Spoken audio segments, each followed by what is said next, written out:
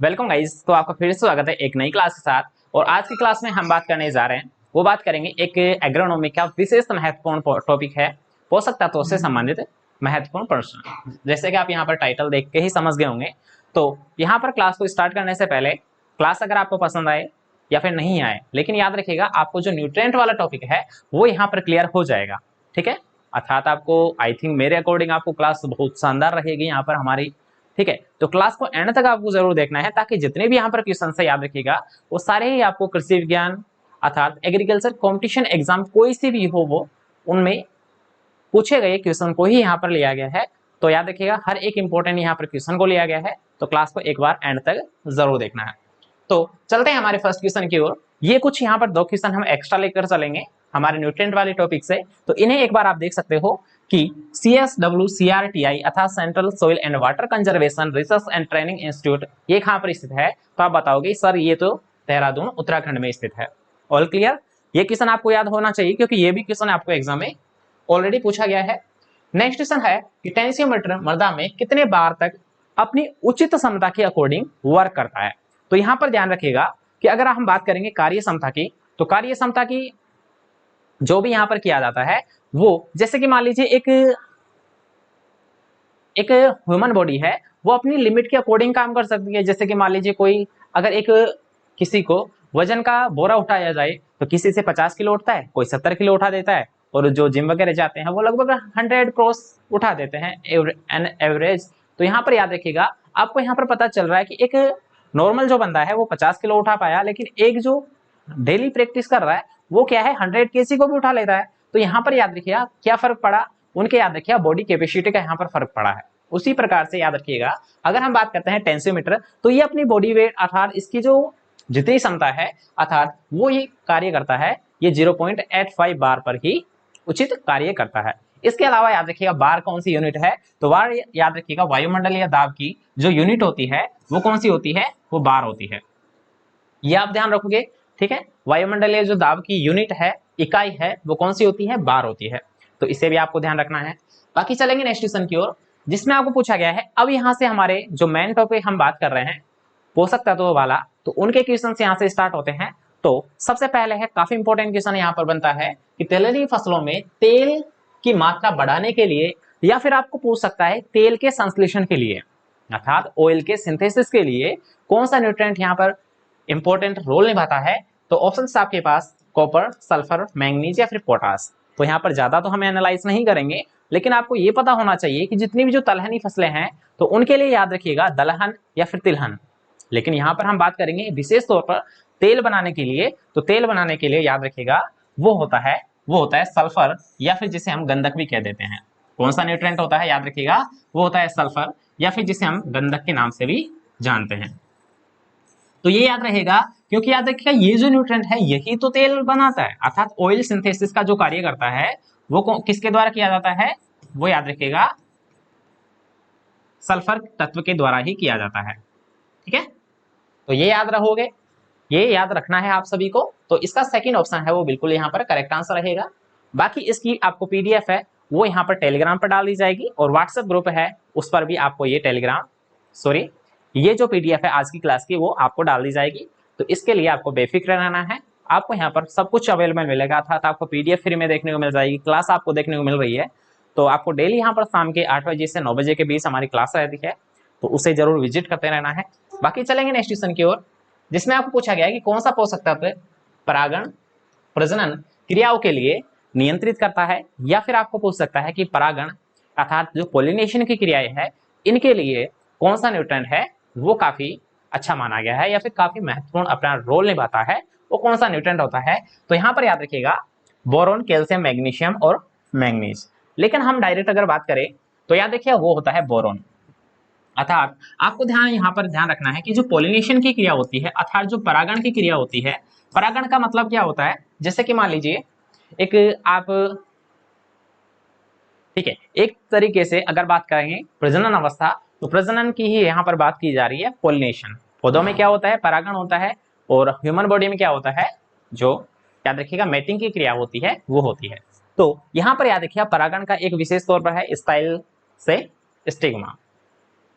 चलिए छोड़िए उसे, आप डायरेक्ट याद रखोगे कि परागण प्रजनन क्रियाओं को जो नियंत्रित करता है वो कौन सा होता है, याद रखिएगा वो होता है यहाँ पर बोरोन तत्व। कौन सा होता है? बोरोन तत्व होता है। चलिए नेक्स्ट क्वेश्चन के यहाँ पर बात करेंगे, समझाने वाली ऐसी कोई बात इसमें है नहीं, जिसमें आपको पूछा गया कि दलहनी फसलों में नाइट्रोजन स्थिरीकरण के लिए, ये काफी अच्छा क्वेश्चन है, ये काफी अच्छा क्वेश्चन है, एग्जाम में आपको पूछा जा सकता है। तो नाइट्रोजन स्थिरीकरण के लिए याद रखिएगा कौन सा तत्व है वो यहाँ पर इंपॉर्टेंट रहता है। तो यहाँ पर याद रखिएगा, जैसे कि पहले हम ऑप्शन देखेंगे, बोरोन, मोलिब्डेनम, क्लोरीन या फिर कॉपर। तो यहाँ पर ध्यान रखिएगा, अगर हम बात करेंगे कौन से तत्व की, नाइट्रोजन स्थिरीकरण के लिए, तो दलहन अभी आपको जस्ट बताया था कि अगर तेल की बात करेंगे तो सल्फर होता है, लेकिन अगर हम बात करेंगे नाइट्रोजन फिक्सेशन के लिए, नाइट्रोजन स्थिरीकरण का मतलब यहाँ पर क्या होता है आप सभी भली बात ही जानते होंगे, तो बताने की जरूरत नहीं है। तो यहाँ पर याद रखिएगा वो होता है मोलिब्डेनम। वो कौन सा होता है याद रखिएगा, जो नाइट्रोजन फिक्सेशन के लिए इंपॉर्टेंट रहता है, तो वो यहाँ पर आता है, याद रखिएगा नाइट्रोजन फिक्सेशन के लिए जो इंपॉर्टेंट रहता है वो रहता है, याद रखिएगा नाइट्रोजन अर्थात N2। अब ये कैसे रहता है सर, ये बताइए। तो आपने सुना होगा, नाम याद रखिएगा, जैसे कि नाइट्रेट से नाइट्राइट बदलता है, नाइट्राइट से नाइट्रेट और फिर अमोनिया में चेंज हो जाता है, ठीक है, सुना होगा। तो याद रखिएगा ये जो चेंज करने का कार्य किया जाता है वो मुख्य तौर पर तो नाइट्रोसोमोनास और एक होता है, याद रखिएगा नाइट्रोसोमोनास, एक होता है नाइट्रोबैक्टर, इन दोनों बैक्टीरियाओं के द्वारा किया जाता है। लेकिन यहाँ पर जो इंपॉर्टेंट क्रिया होती है, याद रखिएगा इनके लिए मोलिब्डेनम जो तत्व है वो काफी इंपॉर्टेंट रोल निभाता है। तो यहाँ पर आपको ध्यान रखना है कि जो जितनी भी लेगुमिनेसी क्रॉप्स है या फिर जितनी भी जो दलहनी फसलें हैं उनके नाइट्रोजन स्थिरीकरण करने के लिए किसकी इंपॉर्टेंस यहाँ पर आता है, तो रहता है मोलिब्डेनम। और मोलिब्डेनम से संबंधित एक और यहाँ पर क्वेश्चन पूछा जाता है कि अल्ट्रा माइक्रो न्यूट्रिएंट कौन सा होता है, तो भी आपको ध्यान रखना है अल्ट्रा माइक्रो न्यूट्रिएंट है वो भी मोलिब्डेनम ही होता है, ठीक है। चलिए नेक्स्ट क्वेश्चन यहाँ पर है कि पौधे में स्थिर या फिर अगतिशील तत्व कौन से होते हैं। तो ये क्वेश्चन आपको ऑलरेडी कई बार बता चुके हैं कि याद रखिए, अगर आपको पूछ ले एग्जामिनर पौधे में अगतिशील या फिर स्थिर तत्व, तो हमें दो एग्जाम्पल याद होने चाहिए कि दीपक सर ने ये बताया था सर, कैल्शियम और बोरोन। जस्ट क्वेश्चन देखते ही आप समझ जाओगे कि कैल्शियम और बोरोन है, ये दोनों ही क्या होते हैं, याद रखिएगा ये स्थिर व अगतिशील होते हैं। तो यहाँ पर आप ऑप्शन में देख पा रहे होंगे, तो सेकंड और थर्ड ऑप्शन में है, तो इसका राइट आंसर क्या हो जाएगा, बी व सी दोनों, अर्थात इसका फोर्थ ऑप्शन है तो बिल्कुल करेक्ट आंसर है। नेक्स्ट क्वेश्चन में आपको पूछा गया है कि मैंगनीज की विषाक्तता होने से पौधे में कौन से तत्व की कमी हो जाती है। तो याद रखिएगा, अर्थात क्वेश्चन में पूछा गया है आपको कि मैंगनीज की मात्रा बढ़ने पर पौधे में कौन से न्यूट्रिएंट की कमी आ जाती है। तो यहाँ पर याद रखिएगा एक तरीके से क्या कर रहा है, वो उसको विस्थापित कर रहा है, अर्थात मैंगनीज की कमी हुई है तो वो, अर्थात मैंगनीज की अधिकता हुई है तो वो किसी ना किसी न्यूट्रिएंट को कमी यहाँ पर करेगा या फिर बाहर कर देगा। एक तरीके से समझने की आप कोशिश करिए कि अगर मान लीजिए कोई ऐसा न्यूट्रिएंट है, जैसे कि आप एग्जाम्पल, बेस्ट एग्जाम्पल की बात करेंगे तो एक जार में क्या होता है, पानी भरा होता है, ठीक है, जब उसमें कंकड़ डाले जाते हैं तो पानी तो बाहर निकलेगा। तो उसी टाइप से आप यहाँ पर मान सकते हो कि यहाँ पर ये क्वेश्चन पूछा गया है कि कंकड़ हमारे क्या है, यहाँ पर मैंगनीज है, तो मैंगनीज अंदर आ रहा है लेकिन बाहर क्या निकल रहा है, तो बाहर यहाँ पर फास्फोरस निकल रहा है। क्या निकल रहा है, फास्फोरस निकल रहा है। तो आप ऐसे याद रख सकते हो। तो यहाँ पर हमारा राइट आंसर क्या हो जाएगा, फर्स्ट ऑप्शन है, अर्थात जो फास्फोरस है इसकी कमी यहाँ पर देखने को मिलेगी, अर्थात मैंगनीज ज्यादा हो रहा है तो फास्फोरस की यहाँ पर कमी आएगी, आपको ये याद रखना है। नेक्स्ट क्वेश्चन यहाँ पर है कि कौन सा पोषक तत्व पौधों द्वारा धनायन व ऋणायन, धनायन व ऋणायन दोनों रूप में ग्रहण किया जाता है। ये भी काफी अच्छा क्वेश्चन है, काफी बेहतरीन यहाँ पर एक क्वेश्चन है, आपको ऑलरेडी एग्जाम में कई बार पूछा गया है तो दोबारा भी पूछा जा सकता है, ठीक है। तो यहाँ पर ऑप्शन पहले देखेंगे, कैल्शियम, नाइट्रोजन, पोटेशियम या फिर फास्फोरस। तो यहाँ पर याद रखिएगा, हम अगर बात करते हैं इनकी, तो याद रखिएगा नाइट्रेट और अमोनिया, अमोनिया याद रखिएगा धनायन होता है और नाइट्रेट क्या होता है, ऋणायन होता है, अर्थात यहाँ पर राइट आंसर क्या रहेगा, ये दोनों ही किसके तत्व है, नाइट्रोजन के हैं। आप बताओगे सर हमें तो ये आपने कई बार बताया था, कैसे, एक तो नाइट्राइट होता है, एक नाइट्रेट होता है, एक अमोनिया होता है। विशेष तौर पर अमोनिया होता है वो क्या होता है, धनायन होता है, लेकिन जो नाइट्रेट होता है वो ऋणायन फॉर्म में होता है। इसलिए याद रखिएगा जितने भी जो वैसे तो पौधे हैं ज्यादातर वो किस रूप में ग्रहण करते हैं, याद रखिएगा वो नाइट्रेट के रूप में ही ग्रहण करते हैं नाइट्रोजन को, जो कि एक ऋणायन होता है। लेकिन कुछ पौधे, जैसे कि कुछ पौधे की अगर बात करेंगे यहाँ पर, तो आप यहाँ पर जैसे कि धान का ले सकते हो, क्योंकि धान है वो यहाँ पर याद रखिएगा अमोनिया के रूप में ग्रहण करता है। और अमोनिया क्या होता है आप बताएंगे सर? अमोनिया तो धनायन होता है। तो आप ऐसे याद रख सकते हो कि ये दोनों रूप में जो ग्रहण करता है वो कौन सा होता है? वो नाइट्रोजन होता है। तो यहाँ पर जो सेकंड ऑप्शन आपको दिखाई दे रहा है N2, ये हमारा राइट आंसर यहाँ पर हो जाएगा। All clear? समझ आ रहा है हर एक क्वेश्चन? अगर आपको क्लास पसंद आ रही है तो वीडियो को लाइक कर देना, चैनल पे नहीं हो तो चैनल को सब्सक्राइब जरूर कर ले, ताकि आपको लगातार यहाँ पर एग्रीकल्चर से संबंधित क्लासेस मिलते रहे। ठीक है, चलिए नेक्स्ट क्वेश्चन की यहाँ पर बात करेंगे कि मक्का के पत्तियों में लाल बैंगनी रंग जो प्रकट होने का कारण कौन सा होता है, या फिर कौन से न्यूट्रिएंट की यहाँ पर कमी देखने को मिलती है, जिसमें क्या हो जाता है याद रखिएगा मक्का की जो यहाँ पर लीव्स होती है वो याद रखिएगा बैंगनी अर्थात रेड पर्पल कलर की हो जाती है। तो यहाँ पर काफी अच्छा क्वेश्चन है, ये भी क्वेश्चन ऑलरेडी आपको एग्जाम में पूछा गया है तो आपको याद होना चाहिए। तो यहाँ पर याद रखिएगा ये आपको पता होना चाहिए फास्फोरस की कमी, ये होता है याद रखिएगा मेजर सिम्टम होता है मक्का का, कि मक्का में जब लाल बैंगनी कलर की जो पत्तियां हो जाती है वो फास्फोरस की कमी से होती है। याद रखिएगा कमी से होती है, अधिकता से नहीं होती बल्कि कमी से होती है। चलिए नेक्स्ट क्वेश्चन की यहाँ पर बात करेंगे कि पौधों में ऑक्सीजन के संश्लेषण के लिए आवश्यक तत्व कौन सा है, अर्थात ऑक्सीजन की यहाँ पर बात करेंगे। ऑक्सीजन के अगर एग्जाम्पल की बात करेंगे तो आपने बहुत सारे पढ़े हैं, कौन कौन से पढ़े हैं सर ये तो हमें पता ही नहीं है।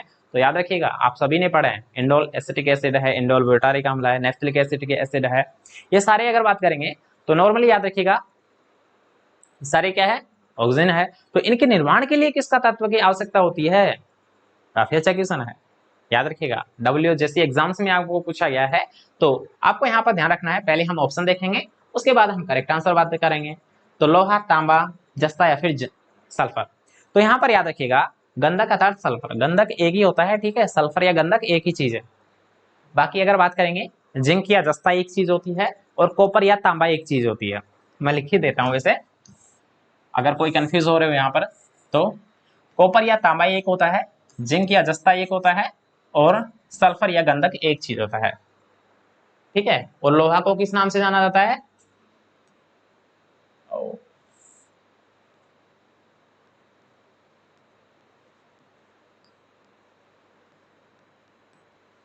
लोहा को याद रखिए इंग्लिश में बोल देते हैं फेरस, अर्थात Fe से इसे डिनोट किया जाता है। तो डिनोट का मतलब यहाँ पर प्रतीक चिन्ह होता है। तो यहाँ पर आप देख सकते हो सल्फर है अर्थात गंधक, जिंक को जस्ता, कॉपर को तांबा, फेरस को लोहा बोला जाता है। हम बात करेंगे यहाँ पर ऑक्सीजन के संश्लेषण के लिए, तो जिंक या जस्ता की आवश्यकता होती है। किसकी आवश्यकता होती है आप बताओगे सर? जिंक या जस्ता की आवश्यकता होती है। तो इसका सी ऑप्शन है वो बिल्कुल यहाँ पर करेक्ट आंसर हो जाएगा। ठीक है, ऑल क्लियर? चलिए नेक्स्ट क्वेश्चन यहाँ पर है कि निम्न में से कौन सा तत्व हरित लवक के लिए महत्वपूर्ण घटक है? हरित लवक अर्थात क्लोरोफिल, इसके लिए क्लोरोफिल के लिए यहाँ पर पूछा गया है। तो पहले आप ऑप्शन देखेंगे उसके अकॉर्डिंग आप यहाँ पर करेक्ट आंसर बताओगे। चलिए पहले देख लीजिए कैल्शियम, मैग्नीशियम, सल्फर या फिर मोलिब्डेनम। तो याद रखिएगा एक महत्वपूर्ण घटक है, अर्थात हरित लवक या फिर क्लोरोफिल का जो महत्वपूर्ण घटक होता है वो कौन सा होता है? या फिर आप एग्जाम्पल के तौर पर हम बात करेंगे तो एक पत्ती को जब जलाया जाता है तो कौन सा तत्व शेष बचता है? तो आप बताओगे सर वो तो मैग्नीशियम बचता है। कौन सा बचता है? वो तो मैग्नीशियम बचता है। ध्यान रखिएगा, आपको ऐसे भी एग्जामिनर पूछ सकता है कि जब पत्ती को जलाया जाता है तो कौन सा न्यूट्रिएंट शेष बच जाता है? उसमें मैग्नीशियम बच जाता है। तो आपको ध्यान रखना है कि हरित लवक अर्थात क्लोरोफिल में जो महत्वपूर्ण तत्व है वो कौन सा होता है? याद रखिएगा वो मैग्नीशियम होता है, अर्थात इसका जो बी ऑप्शन है वो बिल्कुल करेक्ट आंसर यहाँ पर हो जाएगा। ठीक है, चलिए नेक्स्ट क्वेश्चन है कि निम्न में से कोशिका भित्ति के लिए आवश्यक तत्व कौन सा है? तो ये तो आप शुरू से जब भी आप 11th-12th से पढ़ते आए होंगे कि कोशिका भित्ति की अगर बात करेंगे तो इसके जो प्रोटेक्ट के लिए या फिर संरक्षण के लिए किसका न्यूट्रिएंट की आवश्यकता होती है? तो वो होता है याद रखिए कैल्शियम, अर्थात ए ऑप्शन इसका बिल्कुल राइट आंसर रहेगा। ठीक है, इसमें बताने वाली कोई बात नहीं है कि जो सेल वॉल होती है इसको प्रोटेक्शन या फिर इसके निर्माण के लिए किसकी आवश्यकता होती है? कैल्शियम की होती है। किसकी होती है? कैल्शियम की होती है।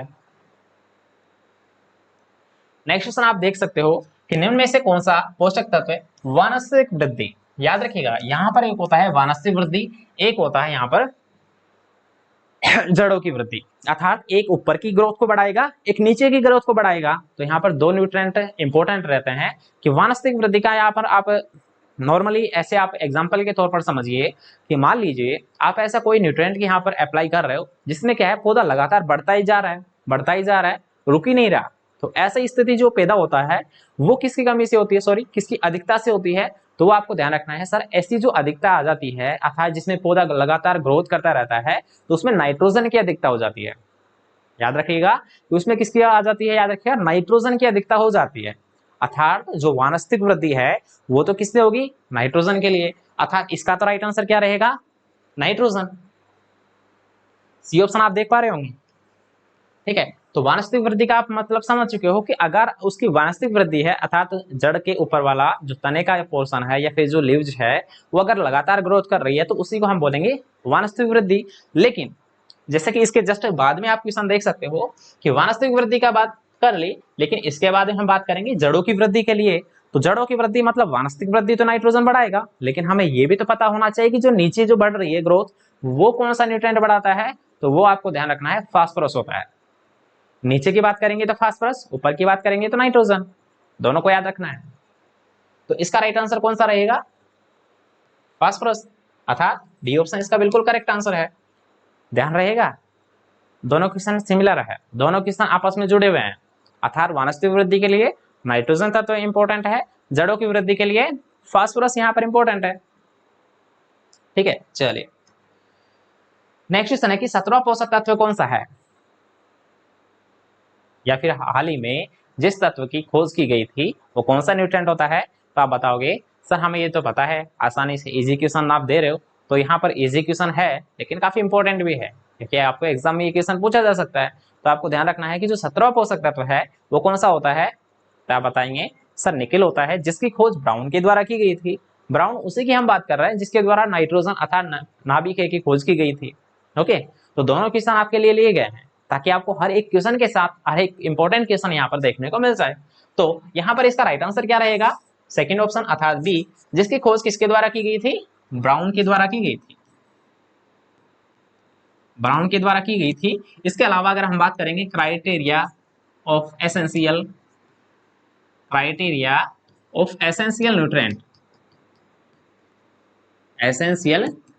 न्यूट्रिएंट्स की, तो ये जो सिद्धांत है याद रखिएगा ये दिया गया था अनिवार्यता का सिद्धांत न्यूट्रिएंट्स, या फिर हिंदी में बात करें तो अनिवार्यता का जो सिद्धांत है ये किसके द्वारा दिया गया था। तो आप बताएंगे सर ये तो निकोलस के द्वारा दिया गया था।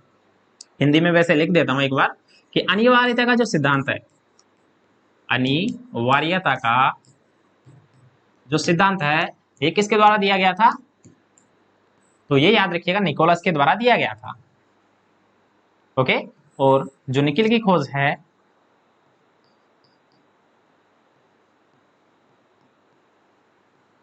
निकिल की जो खोज है वो ब्राउन के द्वारा की गई थी। ठीक है, ये कुछ इंपॉर्टेंट पॉइंट्स है, इनको आप रट लेना अच्छे से।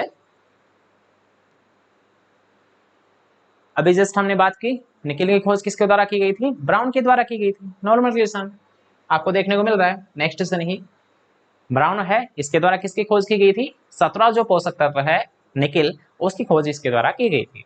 इसके अलावा हमने अभी जाना कि अनिवार्यता का जो सिद्धांत है वो किसके द्वारा दिया जाता है, और निकोलस के द्वारा दिया जाता है। अब अनिवार्यता का जो सिद्धांत है याद रखिएगा काफी इंपॉर्टेंट है और इसमें मुख्यतः 3 नियम दिए गए थे।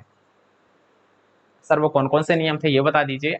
तो अब आप लास्ट में ये क्वेश्चन और देख जाइए कि अनिवार्यता का जो सिद्धांत है याद रखिए जिसे निकोलस के द्वारा दिया गया था, इसमें 3 नियम यहाँ पर विशेष तौर पर दिए गए थे कि एक तो याद रखिए कोई सा भी न्यूट्रिएंट है उसकी पूर्ति दूसरा नहीं कर सकता। अर्थात नाइट्रोजन की जो पूर्ति है वो किसी अदर न्यूट्रिएंट के द्वारा नहीं हो सकती। अर्थात एक पोषक तत्व तो अपनी कमी को पूरी कर सकता है, दूसरे की कमी नहीं कर सकता। दूसरा है कि अगर कोई से भी न्यूट्रिएंट की कमी हो जाती है, कोई से भी न्यूट्रिएंट की कमी हो जाती है तो उसके बिना पौधा जीवन यापन नहीं कर सकता। सेकंड नियम। चलिए थर्ड नियम कौन सा है ये बताइए। आप बताओगे, 2 नियम मैंने बता दिए हैं, एक आप कल पढ़ के आओगे या फिर आपको बताना है। चलिए जल्दी से अगर आपको आता है तो कमेंट सेक्शन में बता दीजिए, अदरवाइज नहीं आता है तो आप पूछ सकते हो कमेंट सेक्शन में। ठीक है, ये हमारा लास्ट क्वेश्चन था आज का। तो आई थिंक आज की क्लास अगर आपको पसंद आई है, जरा सी भी पसंद आई है तो क्लास को शेयर कर देना। और अगर आप चैनल पे नहीं हो तो अब यहाँ तक आ ही चुके हो तो चैनल को सब्सक्राइब करे बिना आपको नहीं जाना है, ठीक है। तो जल्दी से सब्सक्राइब कीजिए, और अगर कोई भी प्रॉब्लम आ रही है आपको तो आप नीचे दिए गए हेल्पलाइन नंबर पर कॉल या फिर व्हाट्सअप मैसेज कर सकते हो। इसके अलावा हमारी यहाँ पर टेस्ट सीरीज है, वो भी यहाँ पर चल रही है 49 में, आप पर मंथ का यहाँ पर ज्वाइन कर सकते हो ताकि आपको सॉल्यूशन करवा दिए जाएंगे, ठीक है। और इसके अलावा बहुत जल्द आपका जो कोर्सेस है वो भी यहाँ पर लॉन्च हम करने जा रहे हैं, तो उसके लिए भी आपको तैयार रहना है, ठीक है। चलिए, गुड लक।